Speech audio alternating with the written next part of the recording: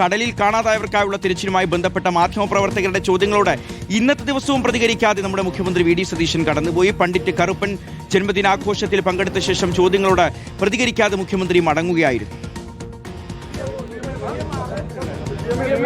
Coordination ഇല്ലെന്നാണ് അവര് രേഷ്മ പറയുന്നത്. ഗൗതമിന്റെ അമ്മ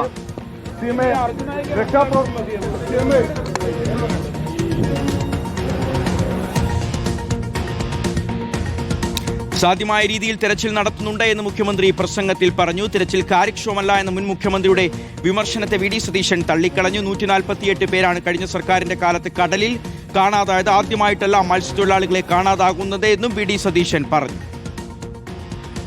വിഴിഞ്ഞത്തൊരാൾ, മുതലപ്പുഴയിൽ ഒരാൾ, നീണ്ടകരയിൽ ഒരാൾ, 3 പേരെ കാണാനില്ല.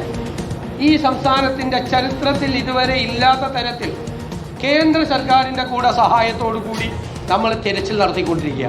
കുടുംബത്തിലെ ഒരാളെ നഷ്ടപ്പെട്ടതുപോലെയാണ് ഈ സർക്കാർ അവർക്ക് വേണ്ടി പരിശോധന നടത്തുന്നത്. കഴിഞ്ഞ മുഖ്യമന്ത്രി ഇന്നലെ പത്രസമ്മേളനം നടത്തിയപ്പോൾ പറഞ്ഞു, കുറേ ദിവസമായി 3 പേരെ കാണാതായിട്ട് ഒന്നും ചെയ്യുന്നില്ല എന്ന് അദ്ദേഹം പറഞ്ഞു. അദ്ദേഹത്തിന് വിമർശിക്കാനുള്ള പൂർണ്ണമായ അധികാരമുണ്ട്. ഇന്നും രാവിലെയും തെരച്ചിൽ നടത്തിക്കൊണ്ടിരിക്കുകയാണ്. അപ്പോൾ ആദ്യമായിട്ടല്ല 3 പേരെ കടലിൽ കാണാതെ പോകുന്നത്. അദ്ദേഹം 10 വർഷം മുഖ്യമന്ത്രിയായിരുന്നപ്പോൾ കാണാതെ പോയവരുടെ എണ്ണം എത്രയെന്നറിയാം? 148ആണ്. കാണാതെ പോയാൽ നമുക്ക് ചെയ്യാൻ പറ്റാവുന്നത്രയും പരമാവധി ദിവസം അവർക്ക് അന്വേഷിക്കും. വിഴിഞ്ഞത്ത് കടലിൽ കാണാതായ ജോണിന് വേണ്ടിയുള്ള തെരച്ചിൽ ഏകോപനക്കുറവുണ്ടായെന്ന് P A Muhammad Riyas MLA. വകുപ്പ് മന്ത്രി ഇവിടേക്ക് തിരിഞ്ഞു നോക്കിയിട്ടില്ല. തീരദേശ മേഖലയെ അധിക്ഷേപിക്കുന്ന പ്രസ്താവന പിൻവലിച്ച് മുഖ്യമന്ത്രി മാപ്പ് പറയണമെന്ന് പി എ മുഹമ്മദ് റിയാസ് പറഞ്ഞു. ഈ തെരച്ചിലിന്റെ കാര്യത്തിൽ വലിയ നിലയിലേക്കുള്ള വീഴ്ചയാണ് ഉത്തരവാദിത്തപ്പെട്ടവരുടെ ഭാഗത്തുണ്ടായിട്ടുള്ളത്. ഏകോപനത്തിന്റെ പോരായ്മ വലിയ നിലയിൽ കാണാൻ വേണ്ടി സാധിക്കുന്നു. ഗൗരവമായ അനാസ്ഥയും നിരുത്തരവാദിത്ത സമീപനവുമാണ് ഫിഷറീസ് വകുപ്പ് മന്ത്രിയുടെ ഭാഗത്തുനിന്നുണ്ടായിട്ടുള്ളത്. കടലിൽ ആളെ കാണാതായി കഴിഞ്ഞാൽ കുറച്ച് ദിവസം കഴിയും കിട്ടാനെന്നൊക്കെ ഒരു മന്ത്രി പറയുകയാണെങ്കിൽ എവിടേക്കാണ് കാര്യങ്ങൾ പോകുന്നതെന്നുള്ളതിൻ്റെ ഏറ്റവും വലിയ ഉദാഹരണമാണ്. അഹങ്കാരത്തിന് കണ്ണും കയ്യും കാലും വെച്ചതിന് സമാനമായ നിലയാണ് മന്ത്രിമാരുടെ ഭാഗത്തുള്ളത്. മത്സ്യത്തൊഴിലാളികൾ പൊതുവെ കേരളത്തിൻ്റെ സൈന്യമായിട്ടാണ് നമ്മളൊക്കെ അഭിമാനത്തോടെ വിശേഷിപ്പിക്കുന്നത്. എന്നാൽ മത്സ്യത്തൊഴിലാളികളുടെ അടുത്ത് വരാൻ ശ്രദ്ധിച്ചു വേണം തയ്യാറാവേണ്ടത് തോന്നുന്ന നിലയിലേക്ക് ഒരു മുഖ്യമന്ത്രി തന്നെ പ്രസ്താവന ഇറക്കുകയാണ്. അത് ഈ ഘട്ടത്തിൽ കേരളത്തിൻ്റെ മുഖ്യമന്ത്രി പരസ്യമായി മത്സ്യത്തൊഴിലാളികളോട് മാപ്പ് പറയണം. താൻ നടത്തിയ പ്രസ്താവന പിൻവലിക്കണം. മത്സ്യത്തൊഴിലാളികൾക്കെതിരായ പരാമർശം പിൻവലിച്ച് മുഖ്യമന്ത്രി മാപ്പ് പറയണമെന്ന് വി മുരളീധരൻ എം.എൽ.എയും ആവശ്യപ്പെട്ടു. കഴിഞ്ഞ സർക്കാർ കാലത്ത് 140 പേർ കാണാതായി എന്ന് മുഖ്യമന്ത്രി പറഞ്ഞു. കഴിഞ്ഞ സർക്കാരിന്റെ എണ്ണം തികയുന്നതുവരെ നോക്കി നിൽക്കുമോ എന്നാണ് ചോദ്യം.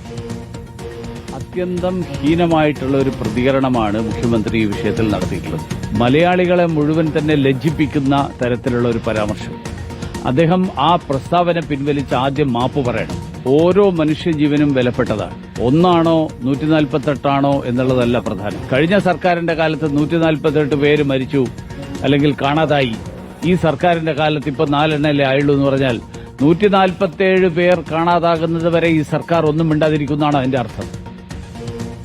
റഹീസ് റഷീദ് ഉണ്ട് നമുക്കൊപ്പം വിവരങ്ങൾ നൽകാൻ. റഹീസ്, ആദ്യം നമ്മുടെ മുഖ്യമന്ത്രി വി ഡി സതീശൻ പറഞ്ഞത് തീരദേശത്ത് പോയാൽ കടൽ തീരത്ത് പോയാലുള്ള അവസ്ഥ എന്താണെന്ന് നിങ്ങൾക്കറിയാമല്ലോ, നിങ്ങളത് കണ്ടിട്ടുള്ളതല്ലേ, അത് അപമാനിക്കുന്നതായി മത്സ്യത്തൊഴിലാളി സമൂഹത്തിനാകെ തോന്നുകയായിരുന്നു.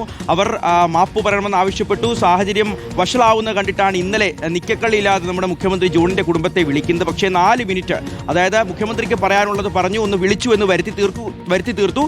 അവർക്ക് പറയാനുള്ളതോ അവരുടെ അഭിപ്രായങ്ങളോ ഒന്നും കേട്ടില്ല. മുഖ്യമന്ത്രി ഫോൺ കട്ടാക്കിയിട്ട് പോവുകയാണ് ചെയ്തത്. ഇന്നിപ്പോൾ അദ്ദേഹത്തിന്റെ പ്രതികരണം അദ്ദേഹം കണക്കെടുക്കുകയാണ്.